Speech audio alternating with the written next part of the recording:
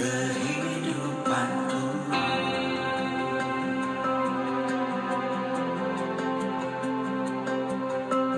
Tiada kata yang bisa lukiskan indahnya Kau Tuhan. Bagimu segala pujian dan kemuliaan. Ku tinggikan Engkau Tuhan, melebihi segalanya, lebih dalam ku menyembah dalam roh dan kebenaran selama. Haleluya, shalom. Selamat pagi Bapak Ibu Saudara, puji nama Tuhan. Kita boleh bangun tanpa kerongsat apapun, itu satu berkat Tuhan buat kita ya. Mari kita terima kebenaran firman Tuhan hari ini. Kita belajar lagi tentang Allah kita, apa yang dihendaki Bapa dalam hidup ini, sehingga hidup ini tidak menjadi sia-sia selama masih diberikan nafas buat kita. Ingat Bapak Ibu Saudara, berkat yang Tuhan berikan tidak diberikan dengan begitu saja. Tentu ada maksud Tuhan di balik semua berkat yang Bapak Ibu nikmati, cicipi, rasakan sekarang ini. Mari rindu belajar firman Tuhan. Matius 18 ayat 20 buat Bapak Ibu Saudara. Saya baca.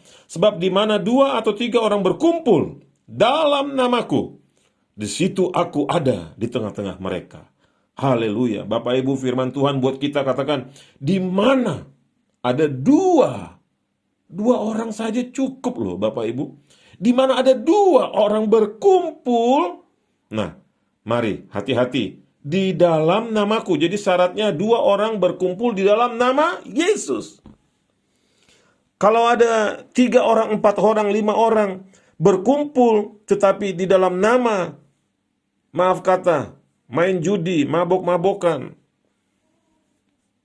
hal-hal yang tidak penting, Tuhan gak ada di situ. Tetapi kalau ada 2 orang, mereka berbicara tentang firman Tuhan, di situ Tuhan hadir. Apalagi 2 orang bersekutu meminta, Tuhan ada di tengah-tengah mereka. Seperti sekarang ini, saya dan Bapak Ibu, Roti Hidup Audio, kita lebih dari, terlalu banyak, kita lebih dari berapa orang? Karena pelayanan ini sudah hampir 5 tahun, Tuhan berkati. Kita lebih. Pada saat Bapak Ibu setuju dengan saya, kita sebenarnya sedang mengalami satu peristiwa di mana Yesus ada di tengah-tengah kita, Bapak Ibu Saudara.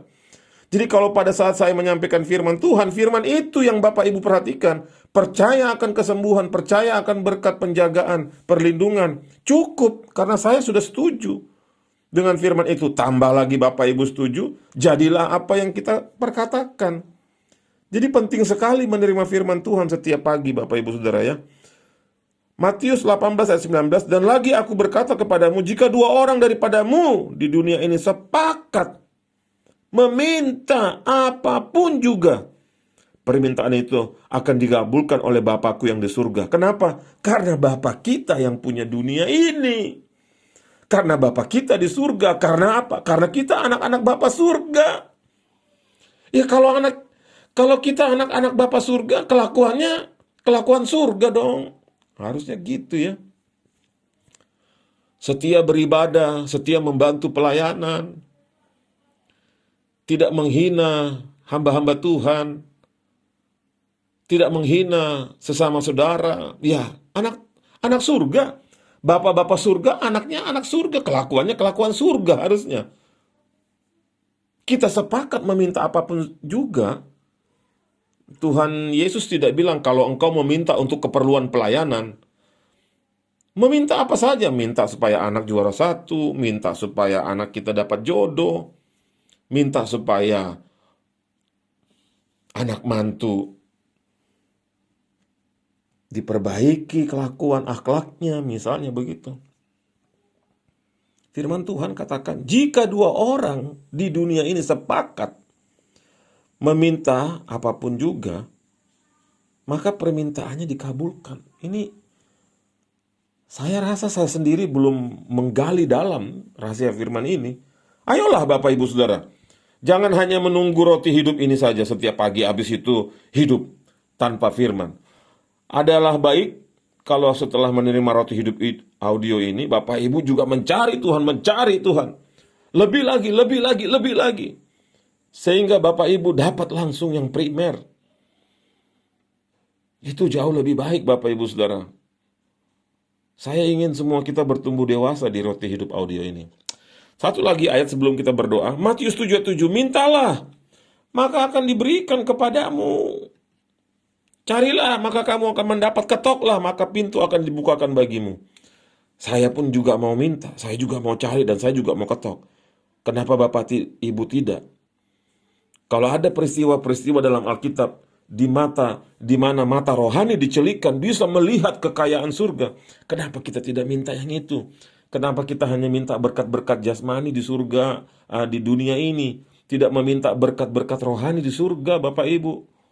Terlampau banyak berkat-berkat rohani di surga yang belum kita minta. Berapa di antara kita yang berani meminta, Tuhan, aku berdoa, setiap kali aku berdoa, tumpangkan tangan, ada kesembuhan. Berapa di antara kita yang seperti itu, meminta tiap hari, Tuhan berikan aku kuasa untuk berdoa untuk orang sakit, orang buta melihat, lumpuh berjalan, mati hidup. Kan itu isinya Injil. Kita kan gak minta itu. Kita mintanya apa? Diberkati pekerjaan, dinaikkan pangkat, diberikan beasiswa, diberikan rumah baru, mobil baru. Udah salah tuh kayaknya tuh. Ya walaupun itu boleh kita minta, tapi harusnya hari-hari ini, hari-hari di mana hari yang gelap ini, harusnya mintanya, Tuhan berikan kekuatan kepada kami, kemampuan, supaya mata rohani kami dibukakan, telinga rohani kami dibukakan. Karena itu yang ada di Kisah Para Rasul. Rohaninya, mata rohani dibukakan, telinga rohani dibukakan, sehingga yang aneh-aneh terjadi. Orang mati dibangkitkan, orang buta melihat. Itu yang harusnya kita minta, Bapak Ibu Saudara ya. Puji nama Tuhan. Saya rasa cukup, mari kita berdoa bersama. Bapa, di dalam nama Tuhan Yesus kami berdoa, berterima kasih Tuhan untuk firman Tuhan hari ini. Engkau Allah yang baik, kami mengangkat tangan kami ke surga. Bapa, jadikanlah kami anak-anak Tuhan, yang tidak hanya mencari berkat-berkat jasmani ini. Sudah terlampau banyak kami terima Tuhan. Sudah bosan rasanya Tuhan mendengar doa kami, hanya berkat jasmani saja. Kami hari ini mau merubah doa kami. Pagi hari ini, Roti Hidup Audio mau berubah, tidak meminta berkat jasmani. Kami meminta berkat rohani. Celikan mata rohani kami, celikan telinga rohani kami, bukakan kami, izinkan kami melihat kenyataan alam surga yang dialami oleh para murid-murid Tuhan di Kisah Para Rasul. Kenapa Tuhan kami selama ini terlena? Ampuni kami Tuhan. Kami terlena. Kami sibuk supaya kami tidak kena virus. Kami lupa bahwa ada hal yang lebih mulia, lebih berharga, yang akan diwariskan sampai anak cucu kami ke generasi ketiga, keempat, waktu kami berjumpa dengan Tuhan, melayani Tuhan, mencari jiwa. Tuhan, rubahkan cara pandang kami Tuhan, sehingga kami tidak hanya melihat berkat-berkat dunia ini saja Tuhan, supaya kami tidak berlomba-lomba dengan orang dunia, mencari berkat, tapi kami mau berlomba-lomba mencari berkat rohani. Jamalah setiap kami Bapa. Kami haus lapar, kami ingin lebih Tuhan. Kami ingin alami seperti Kisah Para Rasul Tuhan. Keajaiban-keajaiban Tuhan itu terjadi dalam hidup kami. Dalam nama Yesus kami berdoa mengucap syukur. Berikan kesempatan kepada kami Bapa. Kami yang berdosa, ampuni kami Tuhan. Kami mau kembali meninggalkan tabiat-tabiat buruk, keterikatan kami. Kami mau tinggalkan, kami mau melayani Tuhan. Dan kami akan melihat berkat-berkat jasmani juga diberikan dengan luar biasa. Haleluya, ini doa kami Bapa. Terima kasih, kami bangga punya Allah seperti Engkau. Berkati hamba-Mu yang menyampaikan firman Tuhan. Berikan hikmat kepadanya, berikan rahasia surga. Dan kepada kami Tuhan, berikan kami keberanian juga untuk menerima firman Tuhan dan melakukannya. Di dalam nama Yesus kami berdoa mengucap syukur. Haleluya, amin.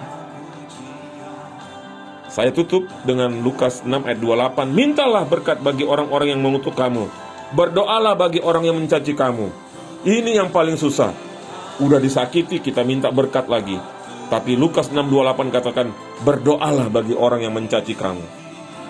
Terlalu berat firman Tuhan hari ini, tapi firman Tuhan itu buat Bapak, Ibu, Saudara, dan buat saya. Mari kita lakukan. Salam kemenangan dalam Kristus Yesus.